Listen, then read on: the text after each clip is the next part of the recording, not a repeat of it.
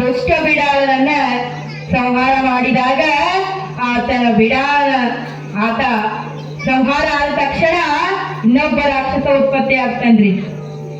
ಮಹಿಷಾಸುರ ಎಂಬ ರಾಕ್ಷಸ ಉತ್ಪತ್ತಿ ಆಗ್ತಾನ. ಈ ದೇವಿ ಈಕೆ ನಮ್ಮ ರಾಕ್ಷಸ ಗಣಗಳನ್ನ ಸೈನ್ಯವನ್ನ ನಾಶ ಮಾಡ್ತಾ ಇದ್ದಾಳಲ್ಲ, ನಮ್ಮ ರಾಕ್ಷಸ ಸೈನ್ಯವನ್ನ ಎಲ್ಲಾ ನಾಶವನ್ನು ಮಾಡಬೇಕಂತ ಬರ್ತಾ ಇದ್ದಾಳಲ್ಲ, ಈಕೆ ಎಂತ ತಾಯಿ ಇರ್ಬೋದು, ಈಕೆ ಹೆಣ್ಣು ಮಗಳು ಹೆಂಗಿರ್ಬಹುದು?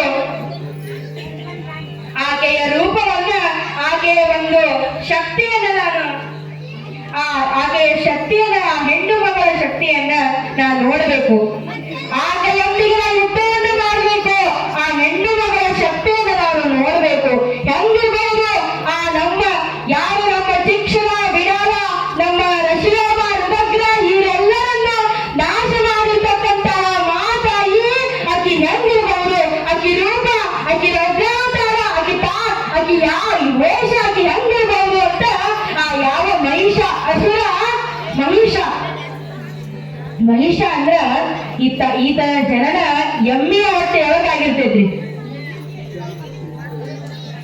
ಈತ ಎಮ್ಮೆಯ ಹೊಟ್ಟೆಯೊಳಗ ಹುಟ್ಟಿರ್ತಾನ.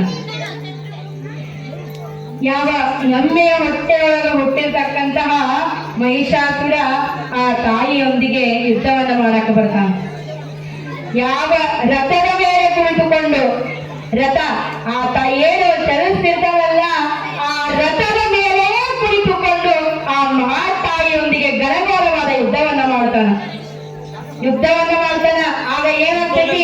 ಆ ತಾಯಿ ಆತನ ರಥವನ್ನು ನಾಶ ಮಾಡ್ತಾಳ. ಆತ ಏನು ಕೊಟ್ಕೊಂಡಿರ್ತಾನಲ್ಲ ಆ ರಥವನ್ನು ನಾಶ ಮಾಡ್ತಾಳ. ಆ ರಥವನ್ನು ನಾಶ ಮಾಡಿದಾಗ ತನ್ನ ಸೈನಿಕರಿಗೆ ಹೇಳಿ ಇನ್ನೊಂದು ಹೊಸ ರಥವನ್ನು ತಯಾರು ಮಾಡಿಕೊಂಡು ಮತ್ತೆ ಹೊಸ ರಥವನ್ನ ಅಡರಿ ಮತ್ತೆ ರಥದ ಮೇಲೆ ಕೊಟ್ಕೊಂಡು ಆ ಯುದ್ಧವನ್ನ ಮಾಡ್ತಾ ಇದ್ದಾನೆ. ನಡೀತು ಯುದ್ಧ. ಈ ಮಹಿಷಾಸುರ ಹೆಸರೇ ಸೂಚಿಸುವಂತೆ ಮಹಿಷಾಸುರ, ಮಹಿಷ ಅಂದ್ರೆ ಕೆಟ್ಟ ರಾಕ್ಷಸ. ಈತ ಹೆಂಗಿರ್ತಾನಂದ್ರೆ, ನಂದು ಈ ಜಗತ್ತೆಲ್ಲ ನಂದು, ಈ ಪ್ರಪಂಚ, ಈ ಭೂಮಿ, ಸಾಗರ, ಈ ಎಲ್ಲಾ ನದಿನಗಳು, ದೇಶಾಧಿಪತಿಗಳು, ದೀಪಗಳು ಎಲ್ಲ ನಂದು, ಇದು ನಂದು, ಇದು ಪ್ರಪಂಚನೇ ನಂದು, ಇದು ಎಲ್ಲ ಯಾವ ಕಾಡುಗಳು, ನದಿಗಳು, ಗುಡ್ಡ ಬೆಟ್ಟಗಳು, ಇದು ಎಲ್ಲ ಏನೈತಲ್ಲ ಇದು ನಂದು. ನನ್ನ ಪ್ರಪಂಚದೊಳಗೆ ಇತ್ತು ನನ್ನ ಸೈನಿಕರನ್ನ, ನನ್ನ ಸೈನ್ಯವನ್ನ, ನನ್ನ ರಾಕ್ಷಸಗಳನ್ನು ನಾಶ ಮಾಡ್ತಾ ಇದ್ದಲ್ಲ, ಈಗ ಎಂತಕ್ಕೆ ಇರ್ಬೋದು ಅಂತ ರಥದೊಳಗೆ ಕೂತುಕೊಂಡು ಯುದ್ಧವನ್ನ ಮಾಡಕ್ಕೆ ಪ್ರಾರಂಭ ಮಾಡ್ತಾ ಇದ್ದಾನೆ.